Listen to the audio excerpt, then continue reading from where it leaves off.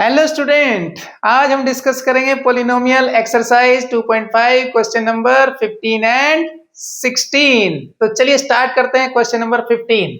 Question number 15 कहता है give possible expression for the length and breadth of the following rectangles in which their areas are given.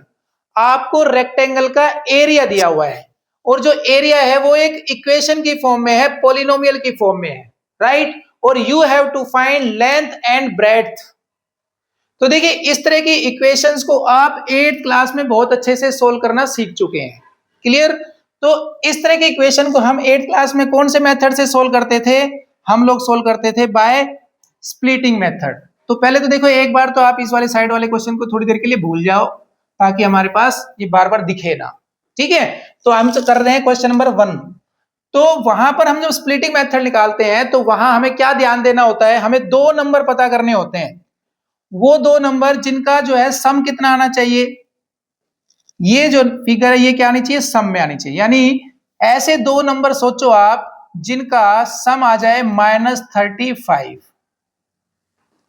और product आ जाए कितना। देखो product को हम कैसे पता चलेंगे? देखो ये जो कोफिशिएंट है ए स्क्वायर का, इसको कर लो आप कांस्टेंट की टर्म से मल्टीप्लाई, यानी कोफिशिएंट को कर लिया कांस्टेंट से मल्टीप्लाई। तो कितना आ रहा है भाई? ये हमारे पास आ रहा है 25 इंटू 12 दैट इज 300।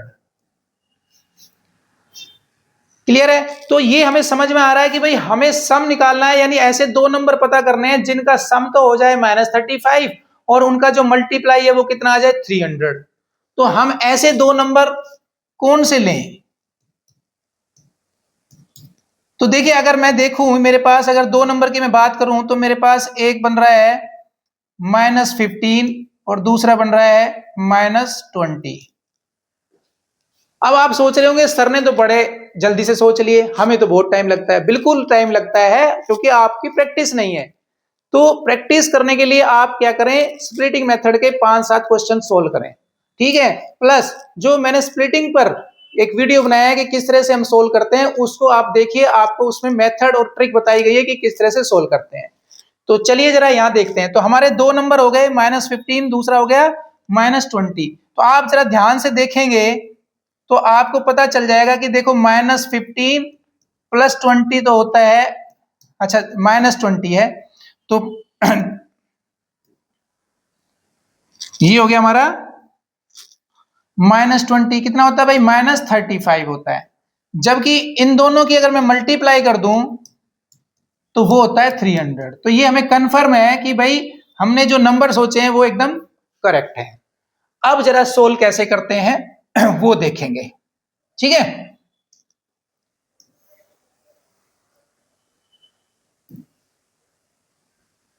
चलिए जरा देखते हैं कैसे सोल्व होगा। तो सबसे पहले आपने क्या करना है, ये नंबर तो लिखना ही लिखना है 25a² माइनस, क्योंकि हम 35 को ब्रेक कर चुके हैं दो नंबर में, ये दो नंबर हैं। आप ऐसा करो ब्रैकेट लगाओ यहां पर और पहले लिखो -20 लिख लो या 50 लिख लो, आपकी मर्जी है। -20 और -15, राइट। और आगे जो है a वो यहां लिख लीजिए +12। तो अगर आप देखेंगे यहां से आपको दिख भी रहा होगा -20 -15 35 होता है। क्लियर है ना? तो चलें अब। अच्छा यहां पर हम रखेंगे प्लस का साइन, ठीक है। या आप डायरेक्ट भी ऐसा कर सकते हो सीधा सीधा। भाई हम क्या करें, 25a² लिख लें और एक बार ये वाला नंबर ले लें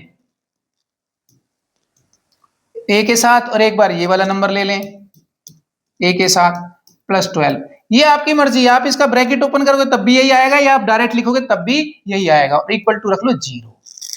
अब आपने क्या करना है, यहां से दो टर्म जो है हमारी उनमें से लेना है कॉमन। फर्स्ट 2 में से कॉमन लेना है और लास्ट 2 में से लेना है। तो देखिए फर्स्ट 2 में से अगर हम कॉमन लेते हैं तो कितना आ रहा है भाई? 25 और 20 का आप निकाल लिया करो HCF, अगर कॉमन लेना नहीं आता है तो इन दोनों में कॉमन क्या है? 5। और a² और a में क्या कॉमन है? a। तो यहां तो देखिए 25a² को अगर मैं 5a से डिवाइड करूंगा तो कितना बचेगा? 5a। इसको करूंगा तो कितना बचेगा? 4। और यहां से देखो देखो जब भी माइनस होता है तो माइनस तो कॉमन निकालना ही निकालना है। और यहाँ पे 15 और 12 का HCF निकाल लीजिए, कितना होता है? यस 3 होता है, तो 3 कॉमन निकाल लो। यहाँ पे बचा 5a और यहाँ पर बचा -4 इक्वल टू 0। तो नोट करने की बात यह है कि ये जो ब्रैकेट का मटेरियल है ना वो ऑलवेज सेम होगा। अगर आपका सेम है तो इसका मतलब आपने सही नंबर सोचे हैं और कैलकुलेशन भी आप सही कर रहे हैं। इन दोनों में से कॉमन आ जाएगा हमारा 5a-4 और बचा इधर लिख लीजिए 5a-3 इक्वल टू 0। अब इसका क्या मतलब है? इसका मतलब है या तो ये 0 है या ये 0 है। अगर मैं एक को भी 0 करूंगा तभी तो मल्टीप्लीकेशन 0 आएगी। हम लिखेंगे ऐसे 5a-4 इक्वल टू 0 और 5a-3 इक्वल टू 0। और यहां से आप a की वैल्यू निकालेंगे हो जाएगी 4/5। यहां से आप a की वैल्यू निकालेंगे वो आएगी 3/5, राइट। लेकिन क्वेश्चन में आपने बताना था लेंथ और ब्रेड्थ, तो किसी एक को लेंथ ले लो आप, आपकी मर्जी आप कौन से को लेंथ बताना चाहते हो। तो चलो जी हम पहले वाले को लेंथ बता देते हैं और दूसरे वाले को हम ब्रेड्थ बता देते हैं। तो ये तो आ गई आपकी ब्रेड्थ और ये आ गई आपकी लेंथ। क्वेश्चन आपका हो गया कंप्लीट। तो अब देखते हैं हम क्वेश्चन नंबर 15 का सेकंड पार्ट। क्वेश्चन नंबर 15 का सेकंड पार्ट। अच्छा, क्वेश्चन नंबर 15 के सेकंड पार्ट में फिलहाल यहां पर एक मिस्टेक है, उसको सही कर लें। ये माइनस का साइन है, राइट।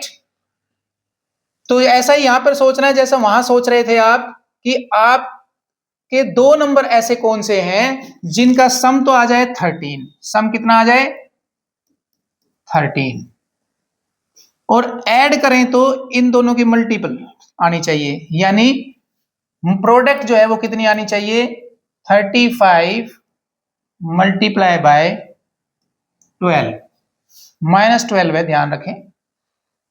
तो ये कितना आ रहा है भाई हमारा मल्टीप्लाई करके, ये आ रहा है 420। क्लियर। तो अब आपको ऐसे दो नंबर सोचने हैं, ऐसे दो नंबर सोचने हैं जिनका सम तो हो 13 और प्रोडक्ट हो कितना 420। आप ऐसे दो नंबर सोचें तो वो क्या बनेंगे हमारे पास दो नंबर, वो हमारे पास बनते हैं, एक नंबर बनता है 28 और दूसरा नंबर बनता है हमारे पास वो 15। अब इन दोनों की मल्टीप्लीकेशन देखो कितनी आ रही है, 28 इंटू 15 अगर आप करते हैं तो आपका आता है 420। लेकिन एक और बात है, आप इन दोनों को माइनस करें तो ज्यादा आ रहा है ना, हमने इसका मतलब कहीं ना कहीं साइन नहीं लिए। तो हमें क्या करना है, यहां पर लाना है माइनस में, यानी ये हमारा माइनस में आना चाहिए था। तो ये माइनस में कैसे आएगा, कोई एक नंबर नेगेटिव होना चाहिए, लेकिन हमें कितना चाहिए, सम 13 चाहिए। तो हम क्या करते हैं भाई, ये 13 कैसे आ सकता है, ये तब आ सकता है जब इन दोनों को हम माइनस करेंगे, राइट। तो माइनस का पॉसिबल है और 13 भी कौन सा चाहिए हमें प्लस का। तो प्लस का साइन किसके साथ होता है, बड़ी रकम के साथ, और छोटी के साथ माइनस। तो एक आपका प्लस का आएगा और एक माइनस का। तो एक नंबर आपका हो गया +28 और दूसरा हो गया आपका -15। तो आइए जरा आप करते हैं हम सोल्व। तो 35y² प्लस आपने 13y को कैसे लिखना है, पहले आप लिख लीजिए 28 साथ में y, फिर आप लिख लीजिए -15 साथ में y, फिर -12 इक्वल टू 0। इन दो में से निकालो कॉमन, फर्स्ट टू में से क्या कॉमन आ रहा है भाई, इन दो में से देखिए 28 और 35 का एलसीएम निकालोगे तो 7 आएगा। यहां पर हो गया 5y, अच्छा y भी कॉमन है, यहां पर y भी निकाल लें, ठीक है।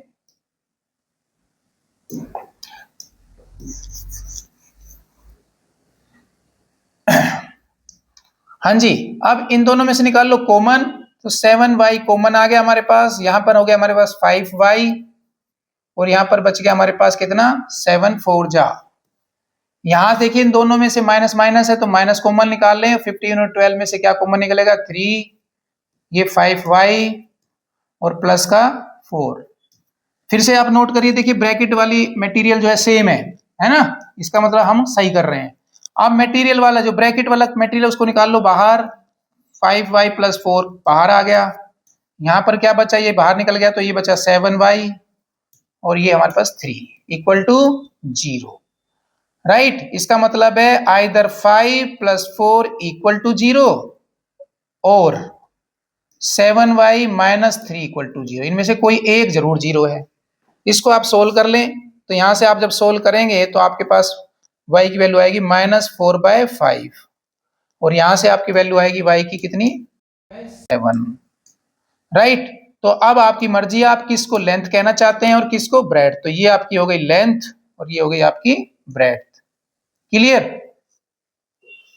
तो उम्मीद करता हूं आपको एक क्वेश्चन बिल्कुल समझ में आ गया होगा। तो चलिए अब देखते हैं क्वेश्चन नंबर 16।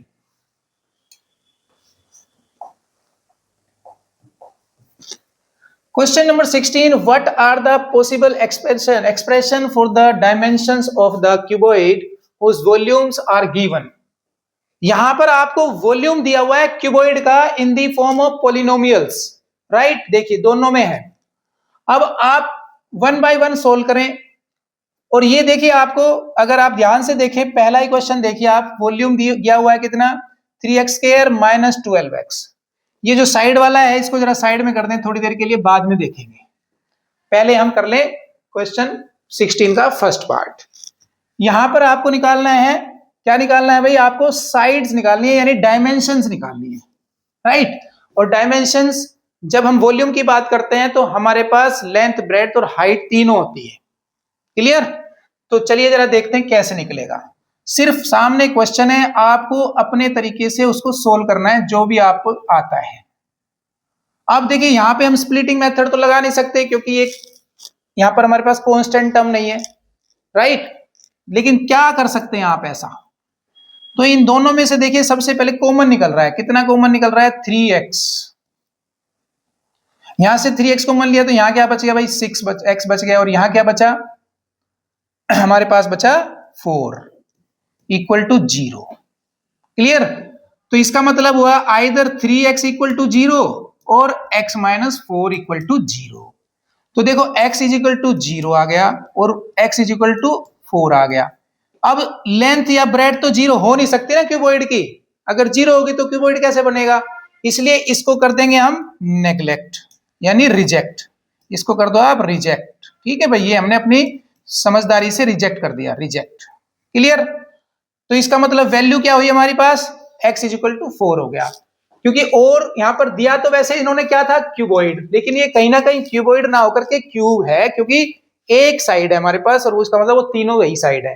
तो हमारे पास यहां पर वॉल्यूम क्या आएगा वॉल्यूम तो ऑलरेडी गिवन था, हमें सिर्फ क्या निकालनी थी उसकी डायमेंशन निकालनी थी। तो हमारे पास उसकी डायमेंशन क्या आ गई 4 4 4 यानी लेंथ भी 4 ब्रेड्थ भी 4 और हाइट भी 4। क्लियर है।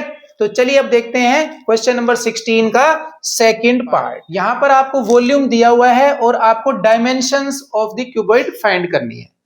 तो देखो यहां पर आप क्या कर सकते हैं, अगर मैं ध्यान से देखूं तो ये मुझे दिख रहा है भाई यहां पर भी k है, यहां भी k है और यहां भी k है। राइट तो हम क्या करें, सबसे पहले इनमें से कॉमन ले लें। तो देखो 12k 8k और 20k, आपको क्या लगता है यहां से वहां तक क्या कॉमन आएगा। तो ऐसे केस में मैं पहले ही बता चुका हूं आपको 12 8 और 20 इनका निकाल लिया करो HCF। तो मुझे पता चल गया भाई मेरा यहाँ पर क्या कॉमन आ रहा है 4 कॉमन आ रहा है। तो मैं यहाँ से 4 कॉमन ले लूंगा, साथ में k कॉमन ले लूंगा। तो यहाँ पर मेरे पास क्या बच गया 3y²। राइट यहाँ पर मेरे पास क्या बच गया 2y और यहां पर मेरे पास क्या बच गया 5। क्लियर है और इक्वल टू 0। अब जरा ये 4k को तो आप 0 की साइड में पहुंचा दीजिए, आपका काम थोड़ा आसान हो जाएगा। तो ये हो गया हमारे पास इक्वल टू 0। क्लियर। अब जरा ध्यान दें, ये क्या है क्वाड्रेटिक इक्वेशन है और आपको ये अच्छे से सोल्व करनी आती है बाय स्प्लिटिंग मेथड।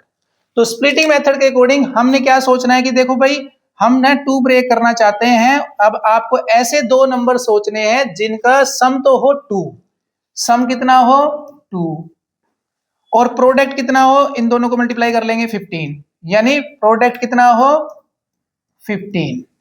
ठीक है और 15 किसका माइनस का। तो ऐसे दो नंबर क्या आप सोच पा रहे हो। देखिए अगर मैं कहूं 15 देखो 15 किसकी टेबल में आता है 15 आता है 3 5 जा। तो मेरे पास दो नंबर ऐसे बन रहे हैं, एक 3 बन रहा है और एक बन रहा है 5, लेकिन 3 5 जब मैं करूंगा तो 15 आएगा, प्लस का नहीं आएगा, प्लस का आएगा, माइनस का नहीं आएगा। मुझे किसका चाहिए? मुझे चाहिए 3 इंटू 5 इज इक्वल टू चाहिए -15, राइट। और देखो ये चाहिए 2, और 5 में से 3 लेस करेंगे तो आएगा ना 2। तो हम क्या करें, यहां पर देखो, मैं अगर, क्योंकि मुझे चाहिए प्लस का 2, तो साइन किसका लगाना चाहिए? बड़ी रकम के साथ होना चाहिए प्लस का साइन, और ये माइनस। तो मेरे दो नंबर मुझे पता चल गया कि 3 जो है वो नेगेटिव आएगा और 5 जो है वो पॉजिटिव आएगा। तो आइए जरा लिखें, ये हो गया जी हमारे पास 3y²।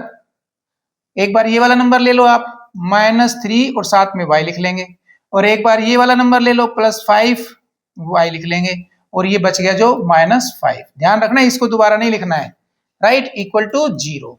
इन दोनों में से क्या कॉमन आ रहा है? 3y कॉमन आ गया। यहां पर हमारे पास y बचा, यहां पर 1, यहां से क्या कॉमन आ रहा है? 5, यहां पर y बच गया और यहां पर 1, इक्वल टू आ गया 0। अब इस पूरे में से देखिए ब्रैकेट वाला मटेरियल सेम है, तो उसको ले लो आप कॉमन, तो y -1, और यहां पर बच गया हमारे पास 3y + 5 इक्वल टू 0। और अब हम इसको क्या कह सकते हैं? इसको हम कह सकते हैं आइदर y -1 इक्वल टू 0 और 3y + 5 इज इक्वल टू 0। तो यहां से y की वैल्यू कितनी आ गई? 1, और यहां से y की वैल्यू कितनी आ गई? -5/3। ध्यान दीजिए, आपने कभी कोई क्यूबॉइड ऐसा देखा है क्या जिसकी लेंथ या ब्रेड्थ या हाइट नेगेटिव होती है? बिल्कुल नहीं देखा होगा। इसका मतलब ये जो वैल्यू है वो क्या है? रिजेक्ट करनी होगी हमें, यानी नेग्लेक्टेड। तो इसको कर दो आप रिजेक्ट। क्यों रिजेक्ट कर रहे हैं? क्योंकि लेंथ या ब्रेड्थ या हाइट कभी भी नेगेटिव नहीं होती। तो आपकी साइड कितनी निकल के आई? y = 1। तो आप कह सकते हैं डायमेंशन जो है वो कितनी है हमारी? वो है 1, 1 और 1। क्लियर? तो ये एक्सरसाइज आपकी हो जाती है यहां पर कंप्लीट। मिलते हैं अगली एक्सरसाइज के साथ।